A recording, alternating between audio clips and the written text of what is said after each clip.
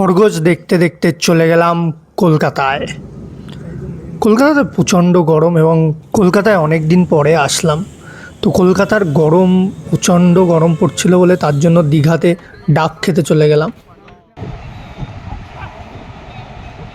দীঘার সৌন্দর্য আমাকে অনেক মুগ্ধ করলো।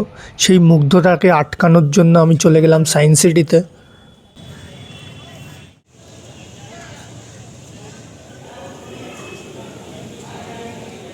অনেক দিন পরে সায়েন্স সিটিতে এসেছি।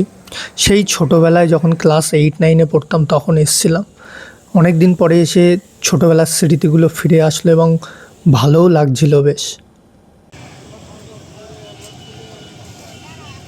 বিভিন্ন ডাইনোসর দেখলাম, যদিও সত্যিকারের ডাইনোসর না, মডেল ডাইনোসর, কিন্তু অনেক ডাইনোসরের নাম জানলাম।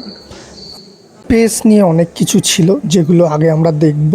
অ্যান্ড এই মডেলটা দেখুন, বিশাল একটা সুন্দরভাবে বানিয়েছে। আহা আহা, দেখতেও মজাদার। এবার একটু ডাইনোসর দেখা যাক।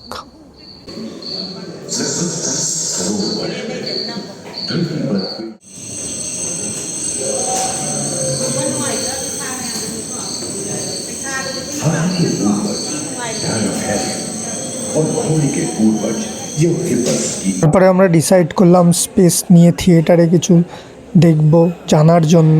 থিয়েটারে আমাদের ক্যামেরা অ্যালাউ ছিল না, কিন্তু ছোট ছোট ক্লিপ তো নেওয়াই যায়। এই ভেবে থিয়েটারে ঢুকলাম হাঁপাতে হাঁপাতে। দেখতে পাচ্ছেন স্মোকিংও অ্যালাউ ছিল না, কিন্তু আপনারা কিন্তু স্মোকিং করবেন না প্লিজ। बिजली की कड़क और बादलों की गरज से मिलकर एमाइनो एसिड का निर्माण किया। प्राय 350 करोड़। তারপরে আমরা অ্যাকোয়ারিয়ামে ঢুকলাম। ডিফারেন্ট মাছ দেখতে পেলাম। এত ডিফারেন্ট মাছ আমি পুকুরেও দেখিনি। তো এখানে দেখলাম, বেশ ভালো লাগলো। মনে হচ্ছিল আমি যেন সমুদ্রের তলায় ঢুকে গিয়ে মাছ দেখতে বসছি। উহু। তারপরে একটু বিধানসভায় ঘুরতে আসলাম।